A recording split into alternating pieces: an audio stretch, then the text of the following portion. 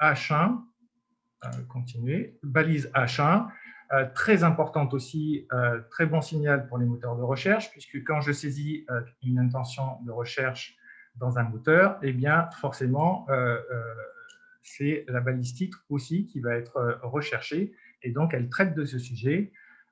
Extension de maison, si je saisis dans le moteur de recherche extension de maison, eh bien, il va trouver cette balise titre, et si je saisis la totalité spécialiste de l'extension de maison, forcément, je serai encore en meilleure position. Donc ça, c'est important. Alors, il y a du texte, il y a des images, et là, l'image, par exemple, typiquement, quand on a uploadé cette image sur le site, eh bien, on lui a donné une description textuelle, et là, ça pourrait être, par exemple, photographie d'une extension de maison à toit plat. OK? Bon, maintenant, donc, je fais un petit regard un petit peu sur ces éléments-là. Je vais déclencher SEO Quake. Donc, il va mouliner un petit peu et on va aller dans l'onglet Diagnostic. Et là, il va nous afficher un certain nombre de métriques qui sont très intéressantes.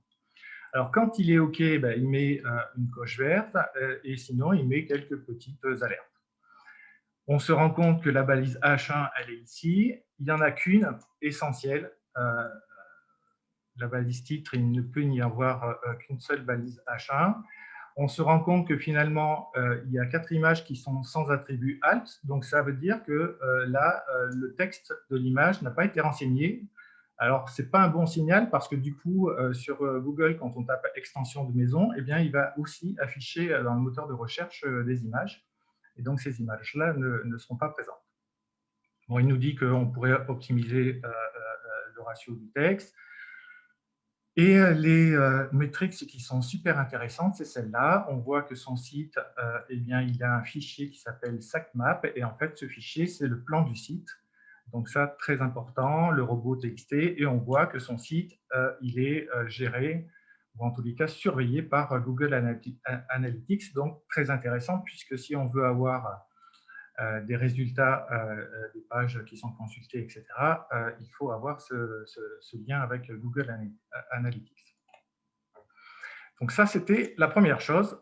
Quand je suis arrivé sur ce site par défaut, je pensais que c'était d'ailleurs la page principale du site. Et en fait, je me suis rendu compte que ce n'était pas la page principale. La page principale du site, c'est celle-ci. Et là, du coup, si je regarde un petit peu, là, je vois extension, surélévation, rénovation. Alors, un peu dommage. Là, ça aurait pu être spécialiste de l'agrandissement de maison et de la rénovation. Et la balise H1, si je redéclenche donc SEO Quake sur la page, je me remets là, je redéclenche SEO Quake, je diagnostique cette page et on se rend compte que finalement la balise H1, c'est celle-là parce que vous avez de grands projets. Et là, très dommage parce que du coup, l'intention de recherche de l'internaute, eh bien, elle ne va pas être sur grand projet, elle va être sur extension. Donc ça, un axe d'amélioration. Pour diagnostiquer aussi son site avec des outils gratuits. Donc, on a parlé tout à l'heure de rapidité plage inside Google. Ça, c'est intéressant. Je prends l'extension ici, je la mets là, et il va me donner une analyse du temps de chargement du site. Je ne vais pas le lancer parce que c'est un peu long. Si je tape mobile-PNG,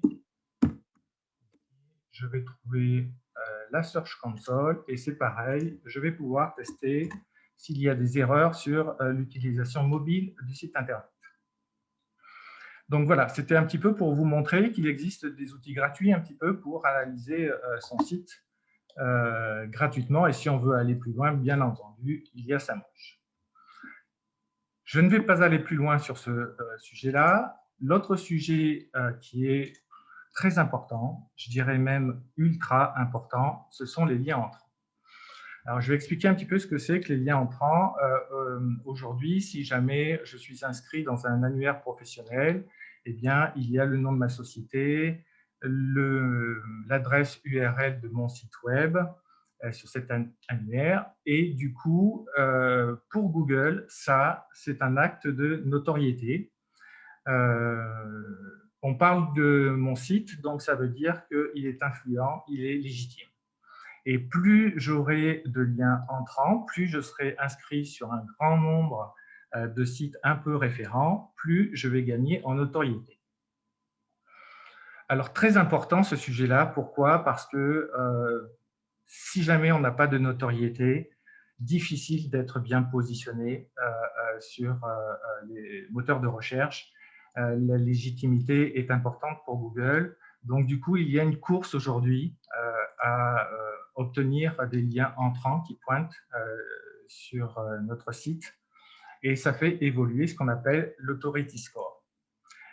Plus l'authority score est élevé et du coup, mieux le site sera positionné sur les moteurs de recherche. Il y a même d'ailleurs aujourd'hui des liens qui se vendent. Je ne peux pas trop le conseiller parce que Google forcément fait la chasse aussi à ça. Mais comment peut-il identifier les liens qui sont achetés et les liens non achetés? Surtout s'ils ont un lien avec le métier, bon, c'est plutôt difficile. En tous les cas, ultra puissant ce sujet-là. Et on s'aperçoit souvent quand même que certaines petites entreprises qui ont un site déjà depuis longtemps sont inscrites dans plusieurs annuaires, associations, etc., qui leur ramènent du coup ce jus de notoriété. Et donc, des fois, la notoriété d'un site, elle est non négligeable. Plus l'annuaire est référent, plus il a de la notoriété et plus forcément il donne un jus plus conséquent au site qui est mentionné. Donc, ultra puissant le lien entrant. Et maintenant, je vais parler du contenu, c'est ce qui nous occupe un peu. Alors, le contenu, souvent, il y a une question fondamentale qu'on oublie de se poser. Et cette question, c'est « Que désire apprendre mon visiteur en venant sur mon site ?» Alors, pourquoi je dis ça? Parce que souvent, voire très souvent, les sites Internet, quand ils ont été réalisés, eh bien, ils sont très axés sur la proposition de l'entreprise, ce qui est nécessaire. Mais du coup, la question que désire apprendre mon visiteur en venant sur mon site, eh bien, c'est j'oublie un peu la recherche de solutions de mon internaute, en fait. Voilà, si jamais je ne traite pas suffisamment cette question. Alors, pour l'illustrer, ça va jouer sur le trafic, forcément. Et pour l'illustrer, je voudrais vous montrer, du coup, un graphique. Alors, je vais prendre des exemples, mais c'est ce graphique. Alors, ce graphique, c'est le graphique du trafic organique sur un site en règle générale. On s'aperçoit que 20% du trafic organique provient de ce qu'on appelle les mots-clés prioritaires. Donc, pour rester sur l'exemple de tout à l'heure du spécialiste de l'agrandissement de maison, les mots-clés prioritaires, ça va être agrandissement maison, extension de maison, véranda, véranda à toit plat, voilà. Voilà les mots-clés prioritaires. Et donc, du coup, il va falloir travailler pour améliorer, en tous les cas, le contenu sur ces mots-clés prioritaires. On a vu les balises, on a vu le titre principal, et il va falloir du texte, beaucoup de texte, pour enrichir le contenu.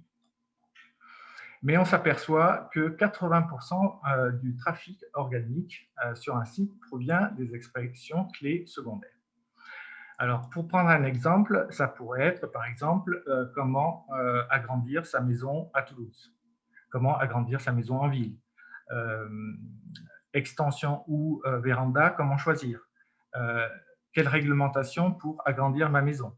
Voilà un petit peu les expressions clés secondaires qui, du coup, individuellement, elles génèrent un peu moins de trafic, mais finalement, c'est la somme de toutes ces expressions clés secondaires qui vont constituer la majorité du trafic sur mon site.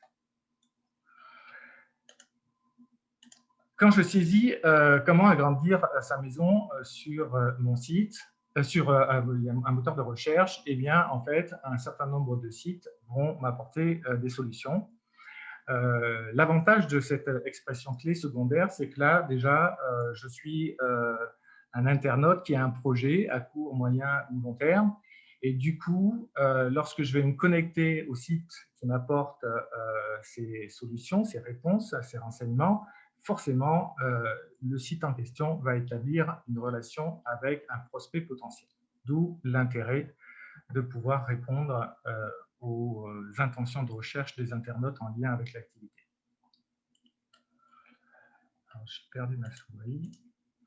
Donc, du coup, ça, c'est une représentation très synthétique, mais en fait, sur mon site, l'architecture, ici un peu simpliste, on va retrouver donc la tête principale du site, la proposition de l'entreprise, mais du coup, on va avoir un certain nombre de contenus qui répondent à toutes les questions que peut se poser un internaute en lien avec l'activité.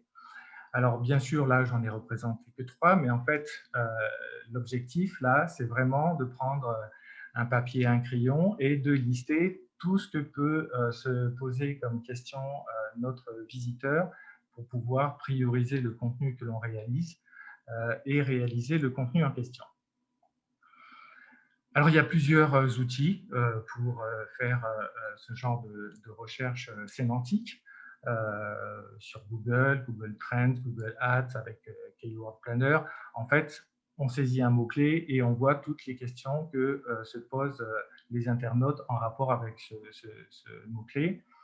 Mais il faut aller souvent plus loin puisque, en fait, par exemple, la réglementation dans un projet d'agrandissement, forcément, elle est un peu cruciale.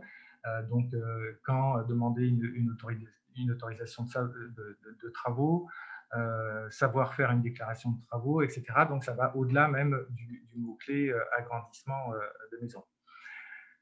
Souvent, l'idée de ce que fait la concurrence, c'est intéressant également d'aller consulter comment ils ont répondu aux questions de leurs visiteurs.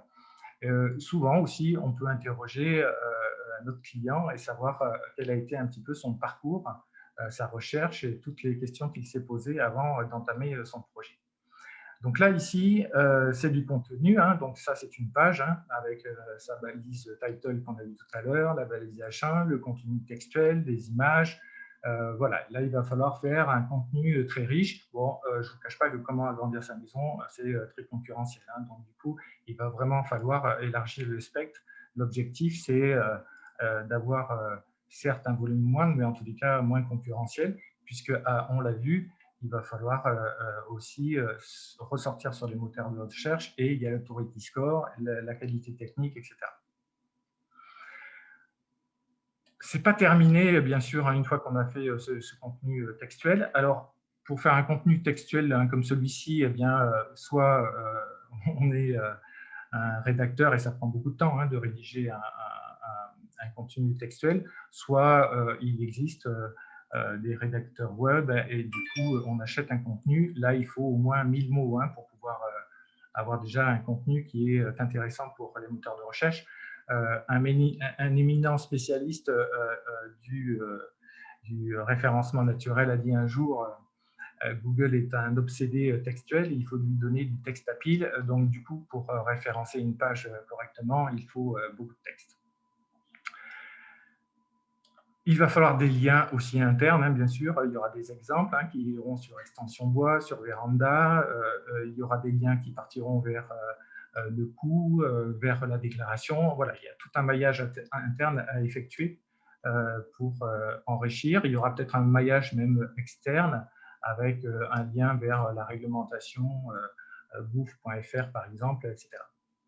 Donc voilà, donc du coup, en tous les cas, l'intérêt, c'est vraiment de rechercher toutes les questions que se pose notre visiteur pour augmenter le trafic de notre site, répondre à ces interrogations et faire des appels à l'action, demander notre devis gratuit, etc. Vraiment établir une connexion avec notre visiteur. Ça, c'était un petit peu le socle et ce que l'on s'aperçoit aujourd'hui de plus en plus, c'est que l'ensemble des sites, du coup, disposent de bons contenus et la problématique qui se pose aujourd'hui, surtout avec l'utilisation du mobile, c'est que notre internaute est de plus en plus pressé et sa capacité de concentration elle est devenue de plus en plus faible. Donc, du coup, l'enrichissement du site avec de la vidéo devient de plus en plus légion. Et c'est une bonne manière pour l'internaute, en tous les cas, d'avoir toutes les solutions qu'il se pose, puisqu'il analyse 60 000 fois plus vite les informations visuelles que le texte. Et c'est donc un bon moyen de permettre de prendre tous les renseignements qu'il est venu chercher sur le site. Alors moi, pour la partie vidéo sur un site internet, je préconise d'uploader la vidéo en question sur le site internet directement, plutôt qu'un lien de YouTube vers le site. Pourquoi? Parce que je considère que du coup, la vidéo, c'est un enrichissement de la page. Si la vidéo s'appelle vidéo-commande-agrandir-ça-maison.mp4, forcément, c'est un bon signal. Et puis en plus, si c'est un lien YouTube, la difficulté, c'est qu'à la fin de la vidéo YouTube, souvent, on a un écran qui propose d'autres vidéos. Et du coup, si on clique, on sort du site. Donc, je pense que c'est mieux que notre internaute rebondisse sur le site et qu'il trouve toutes les informations dont il a besoin et qui, idéalement, fasse un appel à l'action. Alors, les sites qui intègrent la vidéo ont un temps de visite 2 minutes plus long en moyenne que les sites sans vidéo. Il faut savoir aujourd'hui qu'un internaute, ça se compte en secondes. Hein. En moins de 10 secondes, soit il a trouvé ce qui l'intéressait et il reste, soit il sort du site et il cherche une autre possibilité, une autre source d'information. Et la vidéo donc provoque une augmentation de 157% du trafic organique en provenance des moteurs de recherche. Bon, donc du coup, la vidéo, c'est bien, ça enrichit. Et là, la vidéo, pas d'animation du début et tout. Il faut vraiment aller à l'essentiel. Il faut, dès le début des premières secondes, notre internaute sache de quoi on va parler et les informations qu'on va lui fournir. On va parler de YouTube. Alors, je disais tout à l'heure que YouTube, c'est une plateforme un peu différente des autres. Pourquoi? La réponse, elle est dans le titre. C'est une seconde opportunité d'apparaître dans les moteurs de recherche. Et oui, l'avantage de YouTube, c'est que lorsque l'on saisit une intention de recherche dans un moteur, eh bien, il y a des vidéos qui proviennent de YouTube qui vont être proposées. Donc, le gros avantage de cette plateforme, c'est qu'elle répond à une intention de recherche sur un moteur. Du coup, quand je saisis comment agrandir sa maison sur le moteur, eh bien, il va m'être proposé des pages qui traitent de ce sujet-là, mais il va aussi m'être proposé des vidéos.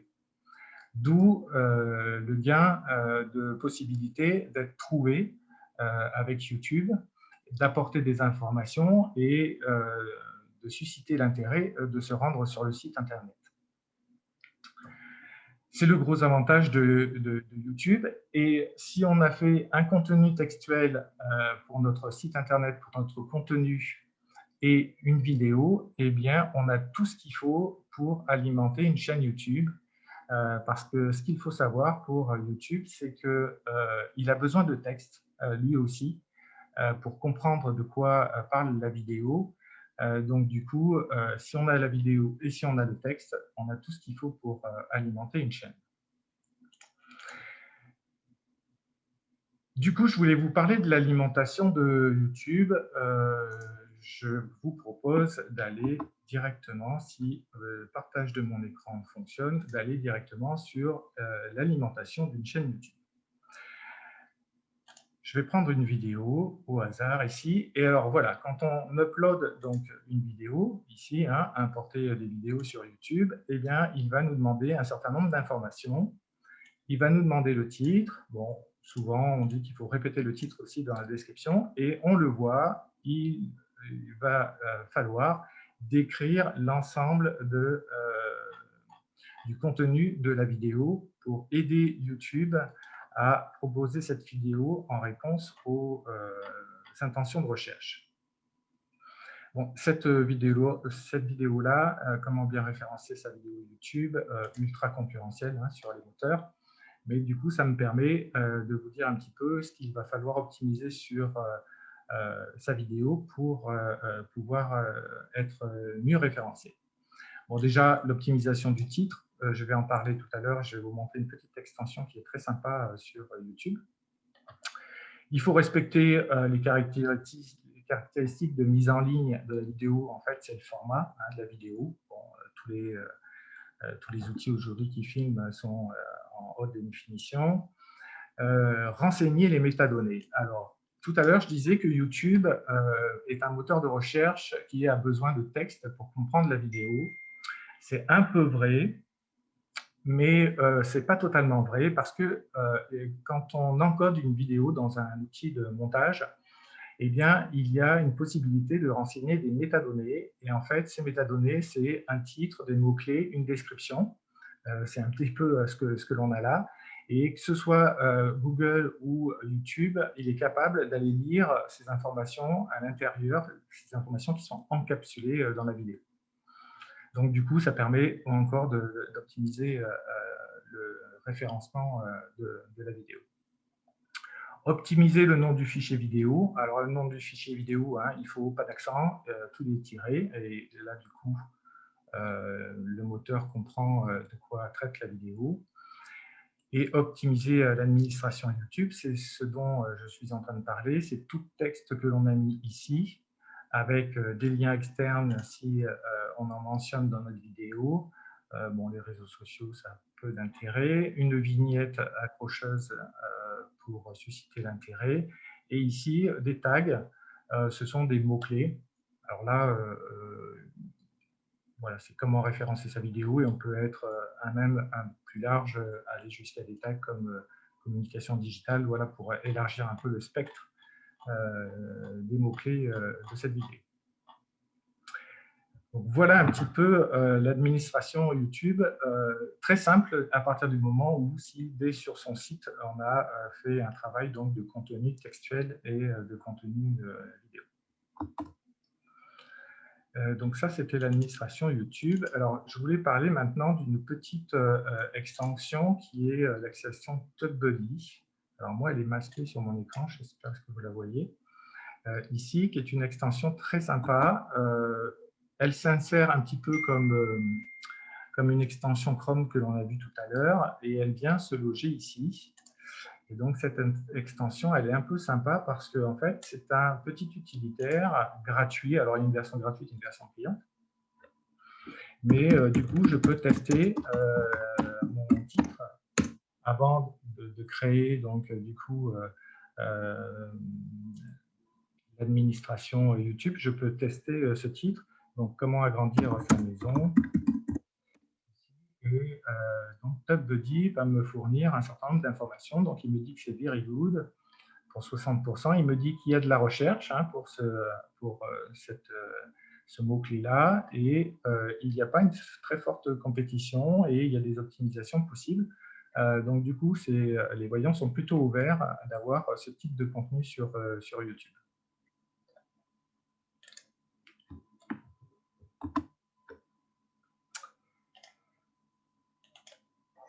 Un million, alors là, j'ai été étonné de cette statistique.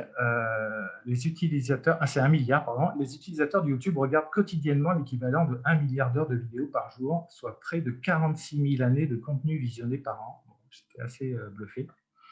Et 80% des 18-49 ans utilisent YouTube tous les mois.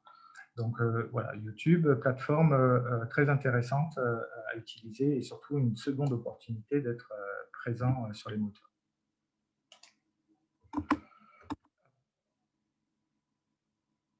Alors, je vais parler un petit peu de vidéo. Alors, la vidéo, je dirais, la plus classique aujourd'hui, c'est la vidéo face cam, face caméra. Les outils sont devenus grand public, c'est ce que je voulais vous dire surtout. L'outil de montage, comme DaVinci Resolve, par exemple, c'est un outil de montage gratuit que l'on peut télécharger pour Mac, pour PC. Une petite application qui s'appelle Figma Pro pour mobile coûte moins de 20 € en une seule fois. C'est une petite application qui permet d'avoir un peu les mêmes réglages que l'on aurait sur une petite caméra.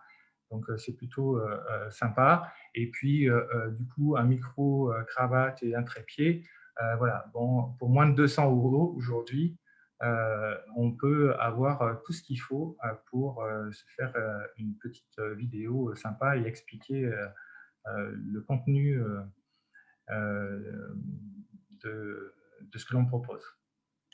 Ne pas oublier de faire des plans de coupe, des images un petit peu secondaires. On pose le trépied et on filme des scènes de son entreprise. Ça permettra au montage de dynamiser notre vidéo face cam. Donc la vidéo, aujourd'hui de plus en plus grand public. Et bien sûr, la caméra, hein, c'est forcément aujourd'hui le smartphone. La qualité du smartphone pour filmer aujourd'hui est assez bluffante. On va parler maintenant réseaux sociaux. Alors les réseaux sociaux, ce sont des plateformes idéales hein, pour communiquer sur sa marque, pour créer et développer une communauté, pouvoir interagir avec elle. C'est surtout un excellent moyen de faire venir du trafic sur son site internet. Alors les plateformes aujourd'hui, eh bien, elles ont tellement de statistiques que si on s'investit sur ce genre de plateforme, on peut tout mesurer, de la notoriété avec l'évolution du nombre de femmes d'abonnés, conversationnels. Et moi, ce qui m'intéresse aussi et surtout, c'est le trafic que l'on a mesuré, que l'on mesure avec Google Analytics. Tout à l'heure, on avait vu que c'était une des métriques à disposer sur son site. Bon, on ne va pas se mentir sur ces plateformes. Hein, qualité, pertinence et régularité sont de mise, un peu comme sur YouTube aussi, hein, d'ailleurs. Et donc, pour vraiment avoir un contenu intéressant sur les réseaux sociaux, je pense que vraiment le prérequis, c'est vraiment de définir un calendrier éditorial.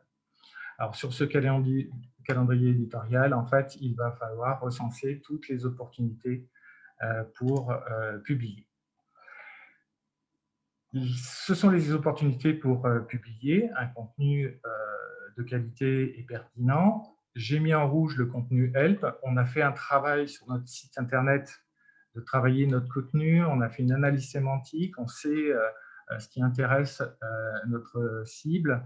Donc, du coup, on va pouvoir alimenter le contenu Help sur notre calendrier. Alors, comment on va diffuser cette information-là? Certainement qu'on fera peut-être des extraits des vidéos que l'on a fait pour enrichir ce contenu. Du coup, on aura peut-être plusieurs étapes. On parlera peut-être comment agrandir sa maison, premier geste, première action incontournable, par exemple. Et puis, voilà, on diffusera au fil de l'eau ce genre de contenu. Il y a aussi des événements de l'entreprise. Alors, les événements de l'entreprise, hein, si elle participe à un salon professionnel ou si une date d'anniversaire, un départ d'un membre de l'entreprise pour montrer un côté esprit d'équipe, etc. C'est excellent. Les dates qui comptent. Dernièrement, c'était la journée de la planète. Si on participe à une action, eh bien, c'est idéal de faire un post sur ce type de sujet-là, et puis ça montre une image green de l'entreprise. On a aussi des réalisations hein, que l'on peut transmettre via nos publications. Alors, j'ai mis ambassadeur parce qu'en fait, l'idéal, souvent, c'est lorsque l'on a fait une réalisation pour un client, l'idéal, ce serait que ce client, finalement, fasse lui-même le post en taguant l'entreprise. Du coup, non seulement il informe sa communauté de son achat, mais en plus, on peut relayer nous-mêmes cette information-là pour notre propre communauté. Ça a une valeur un petit peu aussi rassurante. Donc, c'est plutôt sympa. Bon, on oublie un peu souvent de le faire. Et puis, on peut aussi diffuser, bien sûr, des promotions et des offres. On peut varier les contenus. Hein. Alors, ça peut être une vidéo avec une animation d'image. Ça peut être un GIF, ça peut être une image, ce qui est un peu le minimum sur une publication. Et puis, on peut organiser des concours et des quiz. Voilà, donc pertinence, qualité, régularité, c'est un petit peu les mots-clés pour alimenter ces réseaux sociaux. Alors, ce qu'il faut bien comprendre sur les réseaux sociaux, c'est que, en fait, par défaut, on apparaît peu sur le fil d'actualité de ces femmes. Et c'est vraiment un travail de qualité et puis de régularité et puis de pertinence qui vont nous permettre de faire ce développement et cet échange avec une communauté. Pour bien comprendre que ce principe que l'on apparaît peu sur le fil d'actualité lorsque l'on publie, par défaut en tous les cas, pour bien le comprendre, il faut regarder un petit peu les algorithmes des plateformes. Et celui-ci, c'est un algorithme de Facebook. Et en fait, bon, toutes les plateformes ont un algorithme un peu similaire, mais ça nous montre un petit peu, quand on fait une publication, il va passer par un certain nombre de tunnels et il va y avoir par exemple une analyse du contenu. Alors, est-ce que l'image et la vidéo sont bien enregistrées en natif? Alors, c'est pour ça qu'il ne faut pas mettre de lien YouTube sur les réseaux, parce que du coup, le réseau, il n'aime pas trop qu'on puisse sortir de son environnement. Donc, on enregistre vraiment le contenu en natif. Il ne faut pas demander de j'aime, pas de gratuité, etc. Donc, ça, c'est la qualité du contenu. Il va faire un test sur 1% des fans pour vérifier un petit peu comment les fans interagissent sur ce contenu-là. Et là, on gagne des points. Alors, si jamais on a un j'aime, c'est plus un point. Si notre vidéo est visionnée 1 minute 60 secondes, là, on a 13 points. C'est pour ça que le contenu vidéo est très publicité et très souhaité par les plateformes. Facebook, d'ailleurs, est la deuxième plateforme qui partage le plus de vidéos après YouTube. Et enfin, il y aura des signaux de position. Et en fait, si le sujet est tendance, si les fans sont actifs avec notre page, si le contenu habituel, eh bien, il y a des interactions, si on a des publications régulières, voilà, c'est un petit peu aussi comment on utilise la plateforme qui va jouer sur le fait d'apparaître plus ou moins sur le fil d'actualité des utilisateurs. C'est pour ça que quand on a un contenu un petit peu sympa et que l'on veut un peu le pousser, bon, il ne faut pas hésiter, je pense, à sponsoriser ce type de contenu-là pour qu'il ait une portée plus large. Bon, moi qui ne suis pas justement le disciple le plus régulier, souvent je sponsorise un peu. Alors pour vous donner une idée, j'ai peut-être ici, voilà. Bon, moi, je ne sponsorise pas très souvent, mais en fait, souvent, je mets un petit budget sur une vidéo. Et celle-ci, par exemple, c'est un budget de 2 € quotidien. Elle n'est pas terminée. La couverture, elle a été, cette publicité, donc, avec cette vidéo-là, a été vue par 8400 utilisateurs de la plateforme. Alors, j'en ai certaines qui n'en fait plus, même avec un budget moindre d'ailleurs. Voilà. Donc, voilà, ne pas hésiter, ce n'est pas un budget très significatif pour vraiment augmenter sa visibilité sur ce type de réseau. Et donc, du coup, eh bien, on va pouvoir ensuite mesurer les statistiques sur Google Analytics. Bon, en termes de chiffres, c'est significatif, 50 millions d'utilisateurs actifs des réseaux sociaux en France. Je crois que cette année, il y a eu 12,8% d'augmentation par rapport à l'année dernière. Bon, donc, c'est très significatif. Alors, Facebook est toujours en tête, 27 millions d'utilisateurs français, âge moyen 40 ans, et 17 millions pour Instagram, et l'âge moyen, je crois qu'il est de 26 ans. Et 85% des personnes disent que les vidéos les aident à se connecter plus efficacement avec les marques. D'où l'intérêt d'utiliser ce type d'enrichissement de contenu. Alors, je vais finir par quelques petits exemples de vidéos. On a vu qu'il y avait tout à l'heure la vidéo face caméra, mais on peut aussi, du coup, faire des vidéos. Il existe d'ailleurs des outils en ligne qui permettent de faire des vidéos à partir de photos. Il y en a plusieurs, alors j'aurais peut-être pu les citer. Je crois qu'il y a Magisto, etc. Je vais basculer tout à l'heure sur une page pour montrer les liens possibles pour faire des vidéos avec des photos. Et puis, bien sûr, après, il existe d'autres opportunités de faire quelques petites animations. Les images, les plans de coupe, on peut les réutiliser et puis en faire des petites stories Instagram. Donc, voilà, dès qu'on capte des images, on peut vraiment faire de la réutilisation. C'est plutôt sympa. Et alors, je vais vous montrer peut-être les liens qui existent pour les outils qui permettent de faire de la vidéo. Voilà, celle-là, par exemple.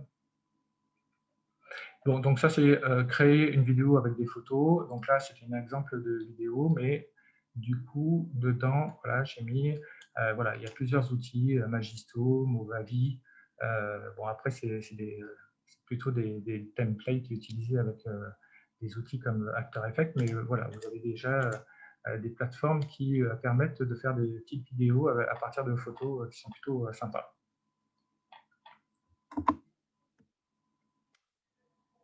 Voilà pour moi, j'ai essayé du coup d'être un peu rapide, je vais peut-être passer un peu vite sur certains sujets, Maud.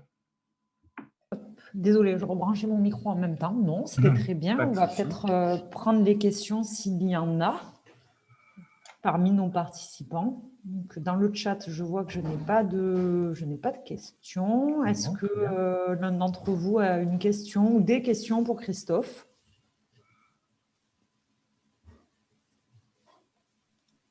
Je suis toujours figé sur la caméra, c'est ça? Oui, c'est toujours ça, mais c'est pas très grave. Est-ce que nous aurons la présentation après ou pas?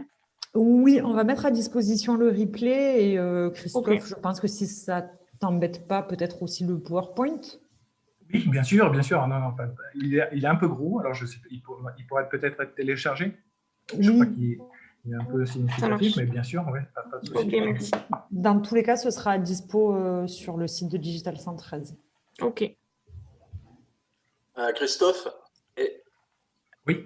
Tu m'entends, ouais. Est-ce que tu as la possibilité d'envoyer les noms des logiciels dont tu as parlé, juste mettre les noms et à quoi ils servent rapidement pour qu'on ait une idée synthétique de ce qu'on peut trouver en fait? Alors là, on parle des logiciels qui permettent de faire de la vidéo à partir de photos ou... Ouais, enfin, tout ce que tu nous as dit depuis le début, aussi bien pour les longues traînes, pour les vidéos, voilà, tous les petits outils dont tu te sers qui sont rapides et puis gratuits ou pas, mais si c'est gratuit, c'est pas plus mal. Mais, bien sûr, bien sûr. Voilà. Pas de souci. Merci, monsieur. Alors, Christophe, nous avons une question de Fatima dans le chat qui te demande quel est le nom de l'extension qui permet de tester la pertinence des titres.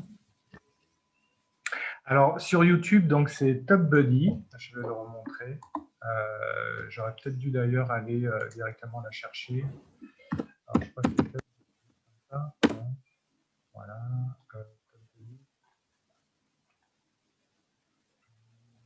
J'ai mal saisi peut-être. Alors, je vais revenir en arrière.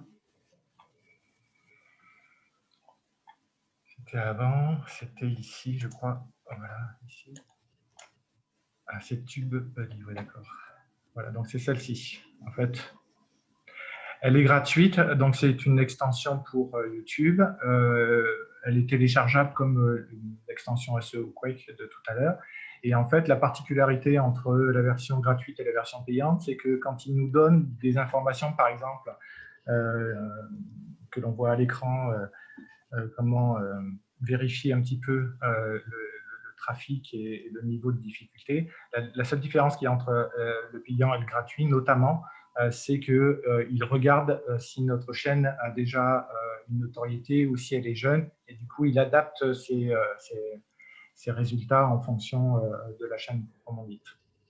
Mais après, il donne plein d'autres informations qui sont très intéressantes, dont je n'ai pas parlé, mais je vais peut-être vous le montrer, j'aurais dû vous le montrer peut-être. Je ne suis plus sur YouTube, est-ce qu'il va remonter? Je vais vous... Oui, c'est ça. Ce qui est intéressant souvent, c'est que, par exemple, si je prends cette vidéo-là, je vais pousser ça, et que je la lance, alors je ne vais pas la lancer comme ça.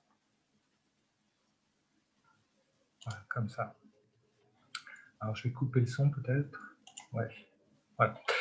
En fait, ici, il nous donne un certain nombre de métriques. Bon, celle-là, elle n'est pas très optimisée, mais typiquement, il nous dit là, il y a des capacités pour enrichir beaucoup plus l'administration, avec notamment plus de texte, etc. Donc, en fait, voilà, il nous donne quelques indications un peu sympas, ou même peut rajouter quelques tags, etc. Donc, en fait, il est force de proposition pour améliorer le référencement de la vidéo. Super, merci Christophe. Est-ce qu'il y a d'autres questions?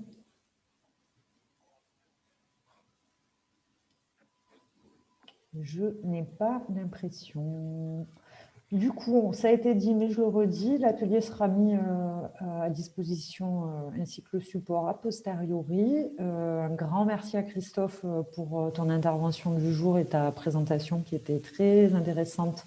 Et j'en doute pas, tout le monde a appris plein de choses. Je me permets de vous dire que le mois prochain, l'atelier de la Factoring Market.com aura pour thématique le podcast. Donc après la vidéo, on passe à l'audio. Et voilà, je vous souhaite à tous une très bonne fin de journée. Et encore une fois, merci Christophe. Merci Maude. À très bientôt. À bientôt. Au revoir.